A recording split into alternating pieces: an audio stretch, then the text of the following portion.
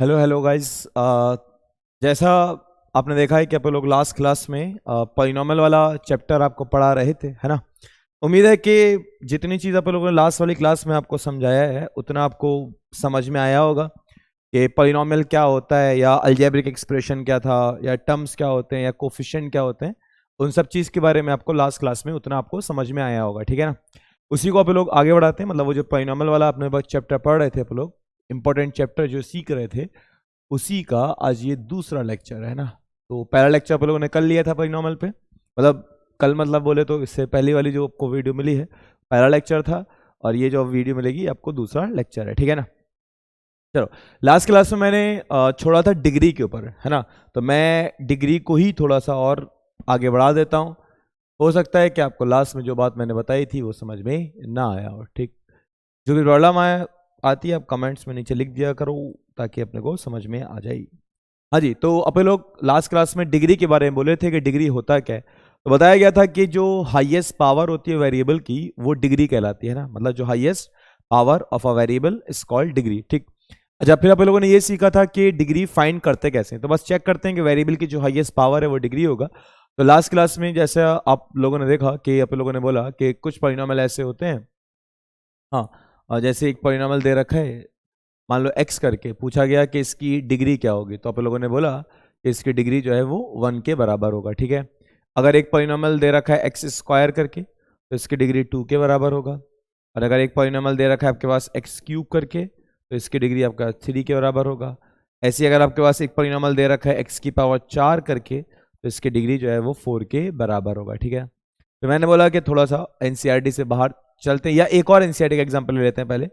मान लो आपके पास दे रखा है एक्स स्क्वायर प्लस का एक्स प्लस का 6 करके, ठीक है। ये एक पॉलिनॉमियल दे रखा है।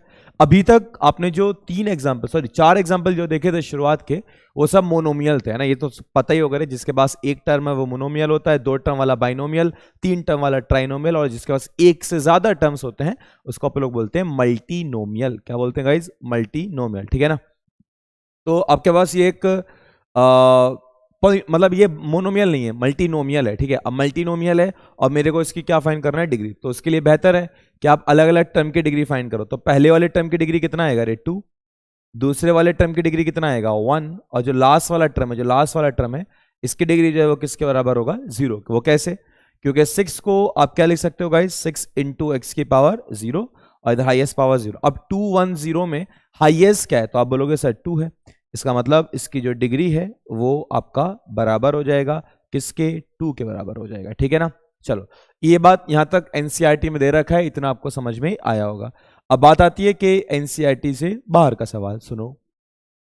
जैसे मैं लास्ट क्लास में बताया था, दोबारा बता देता हूं। अगर मान लो एक x इंटू वाई दे रखा है, या एक्स स्क्वायर वाई दे रखा है, या एक्स क्यूब वाई स्क्वायर दे रखा है, या मान लो एक्स की पावर 5 वाई स्क्वायर दे रखा है, ठीक है। या आपके पास मान लो ऐसे दे रखा है एक्स की power 7 plus x into y की पावर 5 प्लस एक्स की पावर 6 वाई की पावर 2, ठीक है। ये आपके पास 1 2 3 4 5 एग्जाम्पल और दे रखे हैं, और पूछा गया है कि इनकी डिग्री क्या होगी, है ना। डिग्री अपने को यहाँ पे फाइंड करना है। चलो समझते हैं जी। अब पहला वाला लेते हैं, ठीक। अब x इंटू वाई है, तो मैंने लास्ट क्लास में जैसा बोला था कि जब भी आपके पास एक से ज्यादा वेरिएबल आ जाए, है ना, और उन वेरिएबल के बीच में साइन लगाओ मल्टीप्लाई का, चाहे वो वेरिएबल दिखने में सेम हो चाहे दिखने में अलग अलग हो, मतलब उनके बीच में साइन मल्टीप्लाई का होना चाहिए, चाहे वो वेरिएबल दिखने में सेम हो चाहे दिखने में अलग अलग हो। उनकी डिग्री उनकी पावर को ऐड करके निकालते हैं, है ना। उनकी डिग्री उनकी पावर को ऐड करके निकालते हैं। अब x इंटू वाई है, x की पावर 1 y की पावर 1, तो पावर को ऐड कर लेते हैं, तो डिग्री कितना हो जाएगा रे? 2 हो जाएगा, है ना। एक्स स्क्वायर वाई 2 है और इधर 1 है, तो डिग्री कितना होगा? 3 हो जाएगा। एक्स क्यू वाई स्क्वायर, इधर 3 है उधर 2 है, तो डिग्री कितना हो जाएगा? 3 और 2 5 हो जाएगा। इधर 5 है उधर 2 है, तो डिग्री कितना हो जाएगा? उम्मीद है कि आप सभी लोग यही आंसर सोच रहे हो जो मैं यहाँ लिख रहा हूँ, है ना। मतलब आप सॉल्व कर रहे हो ना वीडियो को रोक कर, तो आपको भी आंसर यही आ रहा होगा जो मेरा आ रहा है, ठीक। अब यहाँ एक से ज्यादा टर्म्स है, मतलब ये मल्टीनोमियल है, तो पहले वाले की डिग्री कितना रे? 7। दूसरे वाले की डिग्री कितना? 6। और लास्ट वाले की कितना? 8। ओवरऑल सबसे मैक्सिमम कितना है? 8। तो इसका मतलब इसकी जो डिग्री है वो बराबर किसके होगा? 8 के बराबर होगा, ठीक है।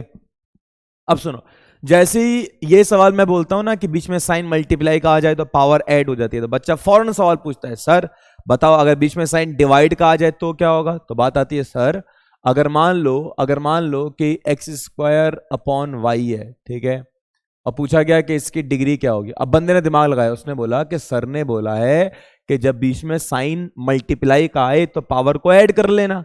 अब उसने एक्स्ट्रा दिमाग लगाया, उसने बोला कि सर बीच में साइन डिवाइड का आया तो मैं पावर को माइनस करूंगा। और बंदा होता क्या है, इसकी बोलता है डिग्री बराबर किसकी होगा? 1 की। लेकिन ये क्या होगा? गलत, क्योंकि बच्चों आप लोग डिग्री फाइंड करते किसकी हैं? आप लोग डिग्री फाइंड करते हैं सिर्फ किसकी? पॉलिनोमियल की, ठीक है। आप हर अलजेब्रिक एक्सप्रेशन की डिग्री फाइंड नहीं करते हो, आप सिर्फ वही अलजेब्रिक एक्सप्रेशन की डिग्री फाइंड करते हो जो कौन से होते हैं? जो पॉलिनोमियल कहलाते हैं। क्या एक्स स्क्वायर अपॉन वाई एक पॉलिनोमियल होगा? आप बोलोगे सर नहीं होने वाला। और जब पॉलिनोमियल ही नहीं होगा तो फिर आप उसकी डिग्री कैसे बताओगे? तो डिग्री उन्हीं की बताएंगे जो क्या होंगे, जो कौन सा अलजेब्रिक एक्सप्रेशन होगा जिसका नाम क्या होगा? पॉलिनोमियल करके होगा, ठीक है ना।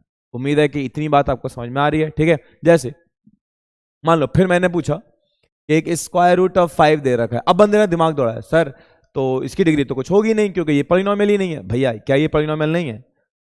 सोचो सोचो। अब बोलोगे सर है। कैसे रे? क्योंकि मैं इसको क्या लिख सकता हूँ रे, बताओ। स्क्वायर रूट ऑफ 5 को लिख सकता हूँ √5 मल्टीप्लाई बाई एक्स की पावर 0 लिखा जा सकता है ना। और हाईएस्ट पावर कितना है रे? 0। इसका मतलब इसकी जो डिग्री है वो बराबर किसके होगा? 0 के बराबर हो जाएगा। उम्मीद है कि तुमको डिग्री समझ में आया होगा, है ना। और जो भी सवाल डिग्री पे अगर कोई पॉलिनोमियल दे दी जाए, उसकी डिग्री पूछे, तो उम्मीद है कि आप डिग्री बता सकते हो। डिग्री बोले तो highest power of a variable. एक और एग्जांपल बना देते हैं जहां कुछ अलग टाइप का बंदा सोचता है। जैसे दे रखा है 5 स्क्वायर एक्स स्क्वायर, पूछा गया इसकी डिग्री क्या होगी। तो एक बंदे ने आंसर दिया 4 के बराबर और एक बंदे ने आंसर दिया 2। तो उम्मीद है कि 4 वाला गलत होगा, 2 वाला सही होगा, यही आपने सोचा होगा। क्योंकि 5 की पावर 2 है रे, मेरे को कांस्टेंट की पावर से थोड़ी कुछ मतलब है, मेरे को देखना किसकी पावर है, वेरिएबल की पावर चेक करना है ना। तो यहाँ पे x की पावर 2 ही लेंगे। अब ऐसा नहीं है कि तुम 5 की पावर 2 और x की पावर 2 2 और 2 करके 4 बता दो, ठीक है। तो इतना कुछ डिग्री के बारे में उम्मीद है कि आपको ये समझ में आया होगा, ठीक है। बढ़ते हैं आगे, चलो। हाँ जी, अब डिग्री के बेसिस पर पॉलिनोमियल को डिवाइड किया जाता है, ठीक है। मतलब डिग्री के बेसिस पर पॉलिनोमियल डिवाइड होते हैं। जहां पहला वाला पॉलिनोमियल होता है, बोला जाता है ना, जिस पॉलिनोमियल की डिग्री 1 के बराबर हो, ऐसे पॉलिनोमियल को आप लोग क्या बोलते हैं गाइस? लीनियर पॉलिनोमियल बोलते हैं। क्या बोलते हैं? Linear polynomial. ख्याल रखना बच्चों कि लीनियर पॉलिनोमियल वेरिएबल के काउंटिंग पर डिपेंड नहीं करता। मतलब वो ये नहीं कहना चाह रहा कि एक ही वेरिएबल होगा, मतलब वो ये नहीं कहना चाह रहा एक ही टर्म होगा। वो कह ये रहा है टर्म्स कितने भी हो सब कुछ चलेंगे, वेरिएबल कितने भी हो सब कुछ चलेगा, लेकिन उसकी डिग्री 1 होनी चाहिए। क्या होनी चाहिए? डिग्री 1। जैसे एग्जाम्पल लेके समझाते हैं।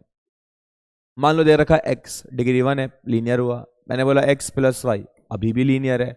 मैंने बोला x plus y plus z, अभी भी लीनियर है। मैंने बोला x प्लस वाई माइनस 2, अभी भी क्या लीनियर है, ठीक है। फर्स्ट वाला क्या है? लीनियर पॉलिनोमियल इन 1 वेरिएबल, है ना। सेकेंड वाला क्या है? लीनियर पॉलिनोमियल इन 2 वेरिएबल, ठीक है। थर्ड वाला क्या है?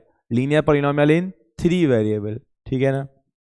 और लास्ट वाला क्या होगा? लीनियर पॉलिनोमियल इन 2 वेरिएबल, ठीक है। तो ख्याल रखना बच्चों कि लीनियर पॉलिनोमियल वेरिएबल के काउंटिंग पे डिपेंड नहीं कर रहा है। मतलब वो ये नहीं कहना चाह रहा है कि एक ही वेरिएबल होगा, वो कह रहा है वेरिएबल कितने भी हो सब कुछ चलेगा। मेन चीज कह रहे हैं उसकी डिग्री जो है वो 1 के बराबर होनी चाहिए, ठीक है। आगे सुनो। जब भी कोई एक पॉलिनोमियल दे रखा होता है तो उसकी एक जनरल फॉर्म होती है। तो लीनियर पॉलिनोमियल की जनरल फॉर्म क्या होती है गाइस? ax प्लस बी करके, है ना। याद रहेगा ना। x के टर्म में बोलेंगे तो क्या होगा? ax प्लस बी, और y के टर्म में बोलेंगे तो क्या होगा? ay प्लस बी करके, ठीक। यहां बोला जा सकता है कि a जो है सिंपल कोफिशिएंट ऑफ x है, और b जो है वो क्या है? कांस्टेंट है ना। a जो है वो क्या है? कोफिशिएंट ऑफ x है, और b क्या कहलाता है? कांस्टेंट कहलाता है, ठीक। अच्छा, आप इधर देखो कि वेरिएबल की हाईएस्ट पावर है कितनी। आप बोलोगे सर वेरिएबल की हाईएस्ट पावर है 1, और जो भी वेरिएबल की हाईएस्ट पावर वाले का कोफिशिएंट होता है, जो भी वेरिएबल की हाईएस्ट पावर वाले का कोफिशिएंट होता है, उसको एक नाम दिया जाता है, और इस नाम को आप लोग क्या बोलते हैं गाइज? Leading coefficient. और लीडिंग कोफिशिएंट की आपको खासियत पता ही है कि लीडिंग कोफिशिएंट कभी 0 के बराबर नहीं होता। आप खुद सोचो कि जो चीज किसी चीज को लीड कर रही है और वही चीज खत्म हो जाए, इसका मतलब आप क्या बोल सकते हो रे? इसका मतलब आप बोल सकते हो कि वो चीज आपके पास खत्म हो जाएगा, ठीक है। तो याद रखना कि लीनियर में अगर लीडिंग कोफिशिएंट 0 हो जाएगा तो वो लीनियर ही नहीं बचेगा, ठीक है यहाँ तक, ओके।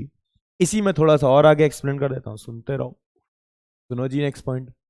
मान लो दे रखा है ax plus b is equal to 0, है ना, इक्वल का साइन लगा दिया मैंने। तो ये क्या बन जाएगा, ये बन जाएगा linear equation in one variable. चलो बढ़िया है रे, ठीक है, डिटेल से पढ़ेंगे पेयर ऑफ लीनियर इक्वेशन वाले चैप्टर में, ठीक है। अच्छा, अगर मैं इसको ऐसे लिख दूं ax plus b y plus c is equal to 0, तो ये क्या बन जाएगा, linear equation in two variable, ठीक है, linear equation in two variable. ख्याल रखना बच्चों ये चीज, ठीक है। इक्वेशन और पॉलिनोमियल फर्क तो आपको समझ में आ रहा है, वो एक एक्सप्रेशन है और वो एक इक्वेशन है, ठीक है। तो linear equation in one variable clear हुआ, linear equation in two variable clear हुआ। अच्छा, इसमें ख्याल रखना है बच्चों, a x plus b y plus c जो बोला है, तो अगर कोफिशिएंट ऑफ एक्स 0 है तो वो लीनियर जब ही होगा जब coefficient of y does not equal to 0। अगर कोफिशिएंट ऑफ y 0 है तो वो लीनियर जब ही होगा जब coefficient of x does not equal to 0। और तीसरी चीज, ना तो कोफिशिएंट ऑफ x 0 के बराबर है ना कोफिशिएंट ऑफ y 0 के बराबर है। तो बोला जा सकता है कि इन तीन कंडीशन में वो क्या फॉर्म करेगा, लीनियर फॉर्म करेगा। लेकिन अगर कोफिशिएंट ऑफ x भी 0 हो जाएगा और कोफिशिएंट ऑफ y भी 0 हो जाएगा, क्या अब वो लीनियर बनेगा, तो बोले जाएगा कि अब वो लीनियर नहीं बनेगा, अब वो क्या बन जाएगा, कांस्टेंट बन जाएगा। क्या बन जाएगा रे, कांस्टेंट। याद रहेगा कि अगर लीडिंग कोफिशिएंट, मतलब अगर मान लो कोफिशिएंट ऑफ x 0 हो गया तो वो लीनियर जब ही होगा जब coefficient of y does not equal to 0 है, या कोफिशिएंट ऑफ y, जैसे मैं एग्जांपल ले लेता हूं, मान लो कि मैंने ऐसे लिखा, एक दे रखा है 2x प्लस का 3 इज इक्वल टू 0। मैंने बोला क्या लीनियर है, आप बोलोगे हाँ। मैंने बोला y तो नहीं दिखाई दे रहा, तो आप बोलोगे कोई मसला नहीं है, y नहीं है तो y को मैं ऐसे बोल सकता हूं ना, 2x प्लस 0y प्लस का 3 इज इक्वल टू 0। तो देखो कोफिशिएंट ऑफ y 0 है तो लीनियर जब भी हुआ ना जब coefficient of x does not equal to 0। तो वही चीज मैंने बताया कि अगर b 0 है तो a does not equal to क्या होना चाहिए, 0 होना चाहिए। या फिर मान लो अगर ऐसे दे रखा है कि y माइनस का 3 इज इक्वल टू 0, अब है कौन नहीं, x, क्या लिख सकते हो रे आप, 0 इंटू एक्स प्लस का y माइनस का 3 इज इक्वल टू 0। अब ऐसे बोला जा सकता है रे, ठीक है ना, बात समझ में आ रही है आपको इतनी कि ये चीज यहाँ पे हो जाएगा, ठीक। और भी ना मैं इसको डिटेल से पढ़ाऊंगा जब चैप्टर स्टार्ट करेंगे ना आप लोग, pair of linear equation in two variable करके, तो इसमें आराम से सिखाया जाएगा इन सब चीजों के बारे में। अभी तो मैं बस पॉलिनोमियल में बता रहा था, मैंने उसी के साथ इसको जोड़ दिया था, ठीक है। चलो मेरे को ग्राफ अच्छे से बताना है तो मैं ग्राफ के बारे में यहाँ लिखता हूँ। देखो जी, जब भी बात करता है लीनियर का तो लीनियर का एक ग्राफ होता है, ग्राफ का नाम क्या होता है रे, स्ट्रेट लाइन, है ना। मतलब जब भी एक लीनियर का जिक्र आता है तो उसका जो ग्राफ बनता है वो एक कैसा होता है, स्ट्रेट लाइन होता है। सुनो, मान लो कि तुम्हारे पास एक ऐसी लीनियर इक्वेशन है, एक ऐसी linear equation in two variable है जहां पे या तो कोफिशिएंट ऑफ x 0 के बराबर है या कोफिशिएंट ऑफ y 0 के बराबर है ना। एक ऐसी लीनियर इक्वेशन जहां पे या तो कोफिशिएंट ऑफ x 0 के बराबर हो या कोफिशिएंट ऑफ y 0 के बराबर हो, तो आप बोलोगे कि यहां से जो आपके पास एक ग्राफ बनेगा, जो आपके पास यहां से एक स्ट्रेट लाइन बनेगी, जो आपके पास यहां से एक स्ट्रेट लाइन बनेगी, वो स्ट्रेट लाइन किसी ना किसी एक एक्सिस के साथ क्या होगी रे, पैरेलल होगी। इंपॉर्टेंट पॉइंट है, याद रखना है गाइस कि जब भी तुम एक ऐसी लीनियर इक्वेशन देख रहे हो जिसके पास या तो कोफिशिएंट ऑफ x 0 है या कोफिशिएंट ऑफ y 0 है, तो आप बोलोगे कि वहां से एक स्ट्रेट लाइन बनेगी और वो स्ट्रेट लाइन किसी ना किसी एक एक्सिस के साथ क्या होगी रे, पैरेलल होगा, है ना। ख्याल रखना है बच्चों, किसी भी एक एक्सिस के साथ क्या होने वाला है, पैरेलल होने वाला है। जैसे जैसे एक एग्जांपल लेते हैं, मान लो कि आपके पास दे रखा है x इज इक्वल टू 2 करके, मैंने पूछा क्या लीनियर इक्वेशन है, आप बोलोगे सर बिल्कुल है। मैंने बोला क्या ग्राफ स्ट्रेट लाइन होगा, आप बोलोगे होगा। क्या यहां पे तुमको सिर्फ x दिखाई दे रहा है, आप बोलोगे सर दिखाई दे रहा है। इसका मतलब सर y नहीं है, y मतलब नहीं है तो उसका कोएफिशिएंट कितना होगा, 0। इसका मतलब यहां से जो स्ट्रेट लाइन बनेगा वो किसी ना किसी एक एक्सिस के पैरेलल होगा। और वो भी आप डायरेक्ट बोल दो कि बताओ कौन नहीं दे रखा है, तो आप बोलोगे सर y नहीं दे रखा है, तो आप बोलोगे x इज इक्वल टू 2 का ग्राफ कैसा होगा, straight line, straight line parallel to क्या, वाई एक्सिस, पैरेलल टू क्या होगा, वाई एक्सिस। मैं समझाता हूं आपको। मान लो आपके पास ये कार्टेशियन प्लेन है, ठीक है, ये आपके पास एक कार्टेशियन प्लेन, ये 1 है, 2 है, 3 और ऐसी 1 2 3 करके, ठीक है। देखो अपने लोग इंट्रेंस का हिसाब से पढ़ रहे हैं, तो इंट्रेंस में सेलेक्टेड चीजें पढ़नी होती हैं और उसको शॉर्ट में पढ़ना होता है। लॉन्ग में पढ़ के क्या ही फायदा होगा रे उस चीज को। तो x इज इक्वल टू 2 मैं लोकेट करके भी, मतलब मैं पॉइंट x इसको ऐसे करके भी लिख के दिखा सकता हूँ रे कि x plus 0 y is equal to 2, फिर मैं पॉइंट पुट करता रहूँ वो लिखता हूँ फिर ड्रॉ करूँ। बेहतर है, उससे अपना टाइम वेस्ट थोड़ी कर रहे हैं, अपने को डायरेक्ट बनाना है। तो x इज इक्वल टू 2 मतलब आपको याद रखना है कि स्ट्रेट लाइन बनेगा जो पैरेलल होगा किसके, y एक्सिस के। तो यहां से आप एक स्ट्रेट लाइन बनाओगे जो किसके पैरेलल चलेगा रे, y एक्सिस के पैरेलल चलेगा, तो वो ऐसे लाइन हो जाएगा। तो इस लाइन की इक्वेशन क्या होगा रे, x इज इक्वल टू 2 होगा, है ना। तो x इज इक्वल टू 2 मतलब क्या है कि a straight line parallel to y axis, मतलब एक ऐसी स्ट्रेट लाइन जो किसके पैरेलल हो, y एक्सिस के पैरेलल हो, उसको आप लोग क्या बोलते रे, उसको आप लोग ये बोल दिया जाता है रे, ठीक है। जैसे मैं एक और बना लेता हूं, देखो मान लो अगर आपके पास दे रखा है, एक और एग्जांपल ले लेते हैं, y इज इक्वल टू 3 ले लेते हैं। y इज इक्वल टू 3 मतलब आप बोलोगे a straight line parallel to किसके पैरेलल होगा रे, x एक्सिस के, है ना। तो y इज इक्वल टू 3 मतलब क्या होगा, एक ऐसी स्ट्रेट लाइन जो किसके पैरेलल हो, y एक्सिस के। जैसे अब अगर आप यहां से बनाओगे तो ये बन जाएगा ना, ठीक है। ये क्या होगा रे, y इज इक्वल टू 3 हो जाएगा। तो y इज इक्वल टू 3 मतलब a straight line parallel to x axis, और x इज इक्वल टू 2 मतलब a straight line parallel to y axis. उम्मीद है कि बच्चों तुमको ये भी पता होगा कि ये x एक्सिस करके जो लाइन दे रखी है, इस लाइन की भी एक इक्वेशन होता है, और वो अब तो बिल्कुल याद होना चाहिए रे, y इज इक्वल टू 0 होता है, और ये जो y एक्सिस दे रखी है, इस लाइन की इक्वेशन क्या होता है, x इज इक्वल टू 0 के बराबर होता है, ठीक है। चलो आगे बढ़ते हैं, आगे सुनो। मान लो कि तुम्हारे पास एक ऐसी लीनियर इक्वेशन है, जहां पे ना तो कोफिशिएंट ऑफ x 0 है, ना कोफिशिएंट ऑफ y 0 है। तो इधर से भी आपको क्या मिलने वाली है, स्ट्रेट लाइन। लेकिन अब जो स्ट्रेट लाइन आपको मिलेगी ना, वो किसी भी एक्सिस के पैरेलल नहीं होगी। बात समझ में आ रही है मैं क्या कह रहा हूं, मतलब एक ऐसी लीनियर इक्वेशन जहां पे ना तो कोफिशिएंट ऑफ x 0 के बराबर हो, ना कोफिशिएंट ऑफ y 0 के बराबर हो, तो आप बोलोगे कि वहां से जो आपको एक स्ट्रेट लाइन मिलने वाली है वो किसी भी एक्सिस के पैरेलल नहीं होगी, ठीक है ना। हो सकता है कि वो स्ट्रेट लाइन ऑरिजिन से पास कर जाए, है ना, मतलब इस तरह से ऑरिजिन से पास कर सकती है। ये भी हो सकता है कि ऑरिजिन से पास ना करे, वो एक्स एक्सिस और वाई एक्सिस को कहीं पे इंटरसेक्ट करे। समझ लेते हैं, जैसे देखो जी, मैंने लिखा y is equal to x करके, है ना, y is equal to x करके। अब देखो जी, मैंने बोला क्या लीनियर इक्वेशन है, आप बोलोगे सर है। मैंने बोला कि इसका ग्राफ क्या स्ट्रेट लाइन होगा, आप बोलोगे सर होगा। मैंने बोला क्या वो पैरेलल होगा, आप बोलोगे सर नहीं, क्योंकि सर यहाँ एक्स और वाई दोनों दे रखा है। वो पैरेलल कब होता है, या तो सिर्फ एक्स दे रखा होता है, या सिर्फ क्या दे रखा होता है, वाई। अब बात आती है सर चलो ये तो समझ में आ गया पैरेलल नहीं होने वाला है। अब मेरे को ये चेक करना है कि ऑरिजिन से पास करेगा या नहीं करेगा। तो उसको भी चेक करने का तरीका है, अगर आप क्या करो, आप किसी एक को जीरो पुट करो, अगर किसी एक को जीरो पुट करने पे दूसरा वाला भी आपको जीरो दे दे, तो आप समझ जाओ कि वो ऑरिजिन से पास होगा। चलो मैंने क्या करा, मैंने पुट कर लिया, मैंने पुट किया x की जगह पे 0, x की जगह पे 0 पुट करने पे y भी क्या है 0। इसका मतलब y is equal to x की जो स्ट्रेट लाइन है, straight line passes through through passes through origin। तो जब y is equal to x आप ग्राफ बनाओगे तो वो ऑरिजिन से पास करेगा। बना लेते हैं, देखो जी, ठीक है।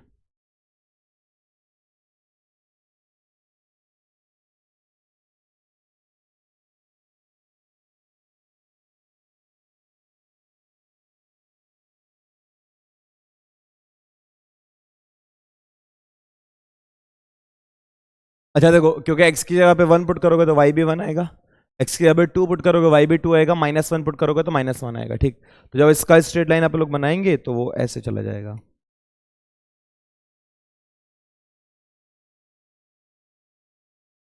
ठीक है। ये किसका ग्राफ होगा रे, y is equal to x, दिखाई दे रहा होगा।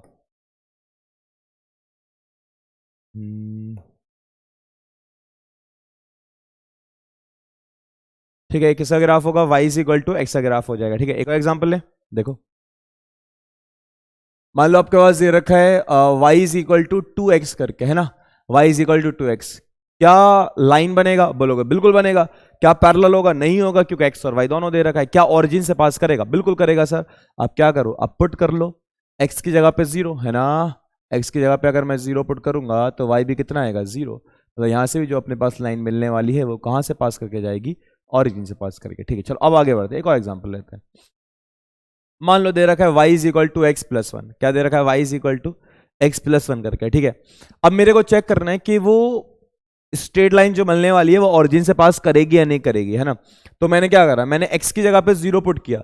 अब x की जगह पे 0 पुट करने पे y 0 के बराबर नहीं आ रहा है। इसका मतलब यहां से जो स्ट्रेट लाइन मिलने वाली है वो ओरिजिन से पास नहीं करेगी। अब बात आती है, सर ओरिजिन से पास नहीं करेगी तो वो किस किस को इंटरसेक्ट करेगा? एक्स एक्सिस और वाई एक्सिस को, है ना। अब वो कैसे निकालेंगे? क्या वो भी बताया जा सकता है? तो निकाला जा सकता है। चलो, मुझे निकालना है कि वो लाइन एक्स एक्सिस को किस पॉइंट पे कट करेगी। उसके लिए क्या करेंगे, पुट कर लेंगे y की जगह पे 0, है ना। आपको अगर निकालना है कि उसको y एक्सिस एक्स एक्सिस को किस पॉइंट पे कट करेगा, उसके लिए पुट करेंगे y की जगह पे 0। y की जगह पे 0 पुट करेंगे तो x कितना आएगा? -1। तो आपका पहला पॉइंट हो जाएगा -1, 0। आपको निकालना है कि वो स्ट्रेट लाइन y एक्सिस को किस पॉइंट पे कट करेगा, उसके लिए पुट कर लेंगे, उसकी जगह पुट कर लेंगे x की जगह पे क्या? 0। और x की जगह पे 0 पुट करोगे तो y आएगा आपके पास किसके? 1 के। आपको पॉइंट क्या मिलेगा? 0,1 करके। ठीक है ना, ख्याल आएगा बच्चों। तो मतलब जो स्ट्रेट लाइन मिलने वाली है वो x एक्सिस को कहां पे कट करेगी?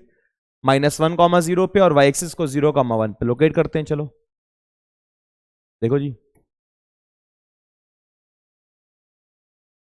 -1,0 ये वाली लाइन, ये वाला पॉइंट, सॉरी 0,1 ये वाला पॉइंट।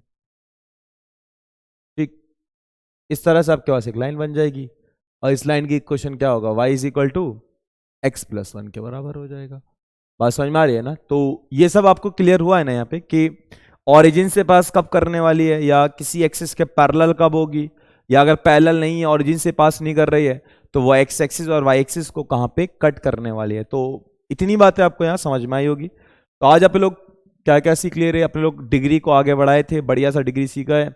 इससे ज़्यादा डिग्री कहीं और आने वाला नहीं है रे, तो ख्याल रखना अच्छे से डिग्री को। ठीक है, दूसरा पे लोगों ने फिर स्टार्ट किया डिग्री 1 पे चले, डिग्री 1 वाला ही सीखा रहे अभी तो, लीनियर पॉलिनॉमियल। ठीक है, बताया बहुत सारी चीज़ें लीनियर पॉलिनॉमियल के बारे में, सारी चीज़ें इसकी इंपॉर्टेंट है, याद रखना है आपको। और लास्ट वाला जो पार्ट आया अपने पास वो इस तरह वाला ग्राफ आपको बता दिया है। ठीक है ना। तो अभी ना अब आता है सबसे इंपॉर्टेंट टॉपिक वाला, सबसे इंपॉर्टेंट जो क्वाड्रेटिक वाला आता है ना, कि क्वाड्रेटिक की जनरल फॉर्म क्या होती है, क्वाड्रेटिक इक्वेशन कैसे, क्वाड्रेटिक पॉलिनॉमियल कैसे बनाया जाता है, अगर क्वाड्रेटिक के जीरोस मल्टीप्लिकेटिव इनवर्स हैं तो क्या रिलेशन होता है, एडिटिव इनवर्स हैं तो क्या होता है, क्वाड्रेटिक का ग्राफ पैराबोला होता है, पैराबोला अपवर्ड कब होता है, डाउनवर्ड कब होता है, या अगर एक पैराबोला दे रखा है तो उसमें उसका ए कैसा होगा, बी कैसा होगा, सी कैसा होगा, या वो अल्फा बीटा टाइप वाले। बहुत बढ़िया है, मतलब सबसे मजेदार चीजें जो हैं वो इसका आगे आने वाला है, जो नेक्स्ट वाला लेक्चर होगा उसमें सबसे मजेदार चीजें आप लोग सीखने वाले हैं, जिसका नाम होगा क्वाड्रेटिक के बारे में। ठीक है ना। उम्मीद है कि इतना चीजें आपको समझ में आया होगा। मैंने पहले ही बोला था ज्यादा बड़ी वीडियो करेंगे नहीं, ताकि आपको छोटी वीडियो, ताकि आपको सब कुछ समझ में आता रहे। लॉन्ग वीडियो होगा तो आप देखना उसको पसंद नहीं करोगे, मतलब देखना पसंद नहीं करोगे, मतलब आप उसको सोचोगे अरे इतने बड़ी वीडियो कौन ही देखेगा। तो छोटी छोटी वीडियो बना रहे हैं, ज़्यादा आपका टाइम भी वेस्ट नहीं करने वाला। ठीक है, उम्मीद है कि मेहनत तो चली रही है। मैं हर वीडियो में यही बोल रहा हूँ आपसे, मेहनत करते रहो, बाकी ऊपर वाले के ऊपर छोड़ते हैं। तो मिलते हैं फिर नेक्स्ट वीडियो में, नेक्स्ट इसके आगे नेक्स्ट लेक्चर के साथ। जब तक अपना ख्याल रखें और खुदा हाफिज़।